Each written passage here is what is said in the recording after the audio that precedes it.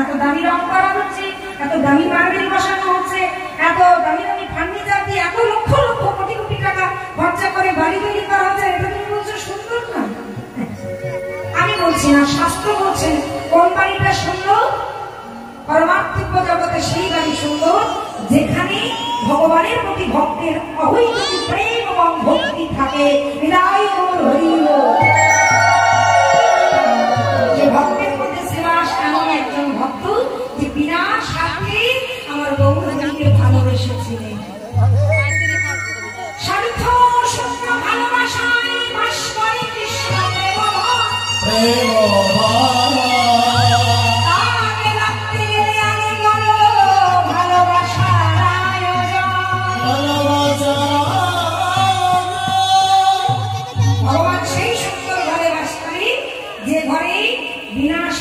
স্বার্থ শূন্য রেখে ভগবানকে ভালোবাসা যায়। কিন্তু আমার মতো যারা মূর্খ, যারা অজ্ঞানী, তারা কি করে? ভগবানের কাছে যতটুকু সময় 5 মিনিট কি 10 মিনিট সময়ের জন্য গেলেও শুধু নিজের হাজার হাজার কামনা বাসনা স্বার্থ ঝুড়ি নিয়ে যায়। সেই জায়গায় সেই ঘরে ভগবান থাকবে না গো। শ্রীবাস সঙ্গে হরিনাম করতে তো এত ভালোবাসতো কেন জানো না? শ্রীবাস কখনো মায়াকে প্রাধান্য দেয়নি। মায়া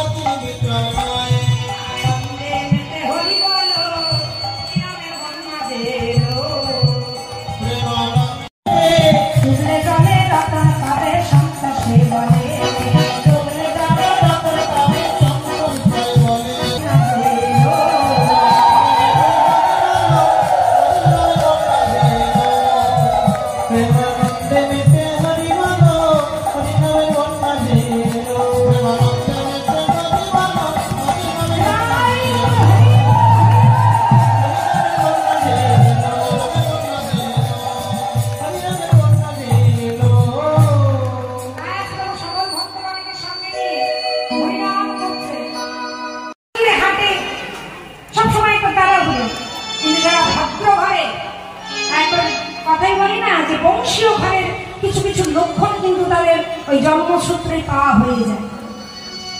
বাঙালি রাজনন্দিনী, তার চলনটা ছিল মোরালিনী গতি। মোরালিনী মানে রাজহাঁস, দেখবে আস্তে আস্তে যায়। মহাজন পরের মধ্যে বলেছেন রাধারানীর এই চলন ভঙ্গিমাকে দুজনের সঙ্গে তুলনা করেছেন। এক হচ্ছে মোরালিনী আর এক হচ্ছে গজগামিনী, মানে হাতির মতো আস্তে আস্তে আস্তে আস্তে যায়। এই হচ্ছে তাই গৌরহরি তো রাধারানী ভাবে বিভাবিত হয়েছে না। অমৃতময়ী স্বরে বলছে আমি সূর্যদেবের পূজা করবো ভক্তগণ, সমস্ত বিপদ দূরে চলে যাবে। কেননা যে কোনো পুজো করতে গেলে 5 জন দেবতার পুজো করতে হয় মায়েরা। আপনি যাই পুজো করুন, প্রথমেই হচ্ছে সিদ্ধিদাতা গণেশ, গণেশের পুজো করতে হয়, ভোলানাথের পুজো করতে হয়, পার্বতীর পুজো করতে হয়, সূর্যদেবের পুজো করতে হয় এবং বিষ্ণুর পুজো করতে হয়। এই 5 জন দেবতার পুজো, যে কোনো পুজো করলে এই 5 দেবতার পুজো আগে করতে হয়। প্রথমে গণেশ, তারপরে সূর্যদেব, তারপরে শ্রী বিষ্ণু, তারপরে ভোলানাথ, তারপরে পার্বতী। এই 5 জন দেবতার পুজো সর্বাগ্রে করতে হয়। তাই আজ মহাপ্রভু যখনই সূর্য পূজার ভাবে বিভাজিত হয়েছে, ভক্তগণকে বলছে পুজো বললেই তো পুজো নয়, পুজো করতে গেলে অনেক কিছু জোগাড় যন্ত্র করতে হয়। কি গো মায়েরা, তাই তো? বাড়িতে তো সকলেরই কম বেশি পুজো হয়। পুজো করতে গেলে কি কি লাগে?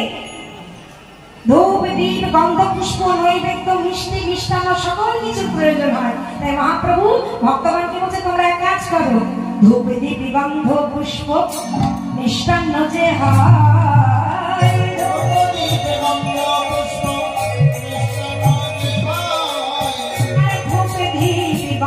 পুষ্প, মিষ্টান্ন যে হয়,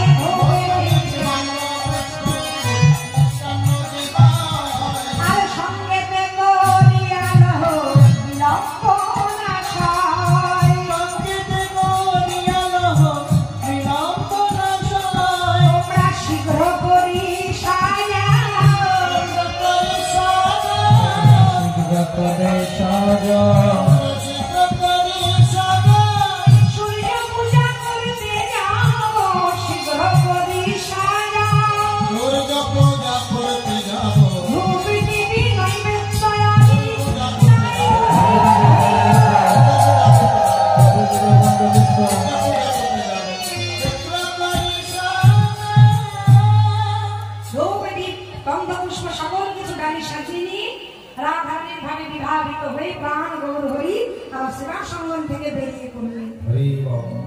উত্তরীয়টাকে ঘুমটা করে তুলে নিয়ে সকল ভক্তগণকে নিয়ে এবার চলেছে মহাপ্রভু আমার সূর্য পূজারীরা ভাবে বিভাবিত হয়ে চলে যেতে যাচ্ছে। আর যেতে গিয়ে সৌধনী গঙ্গার তীরে যে ফুলের বন দেখলো সেই ফুলের বনে মহাপ্রভু প্রবেশ করলেন। ফুল বনে প্রবেশ আমার গোরা দ্বিজ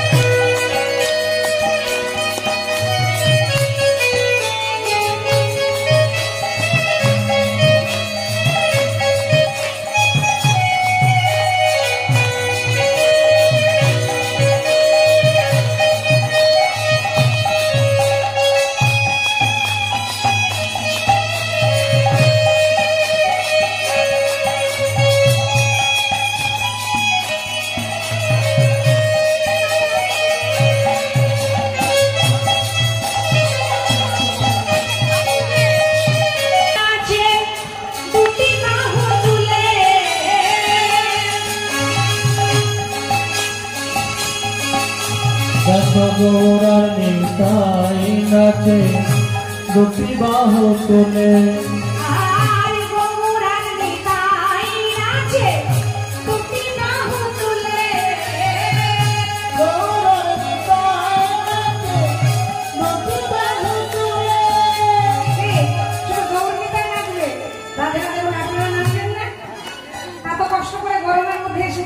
ঘরের সমস্ত কর্ম ত্যাগ করে তাহলে যখন রাধারানী সংসারে এসে করেছেন তার জন্য একটু কর্ম করতে হবে। সবাই হাত তুলে বলবে দেখো গৌরার নিতাই নাচে দুটি বাহু তুলে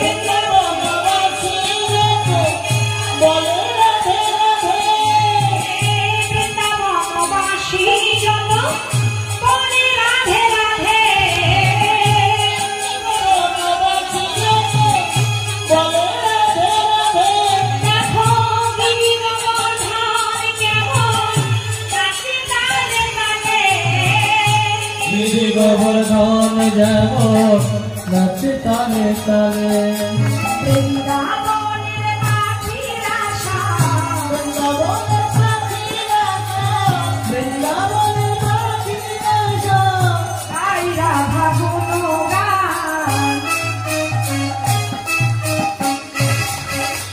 বলো রাধে রাধে না চলো বৃন্দাবন ধাম বলো রাধে রাধে চলো বৃন্দাবন একবার বলো রাধে একবার বলো রাধে বলো রাধে একবার বলো রাধে বলো রাধে বলো রাধে একবার বলো রাধে একবার বলো রাধে একবার বলো রাধে একবার বলো রাধে একবার বলো আই বৃন্দাবন বৃন্দাবন কোথায় আছে শ্যামকুঞ্জ রাধে বলো রাধে রাধে রাধে রাধে বলো রাধে রাধে রাধে রাধে বলো রাধে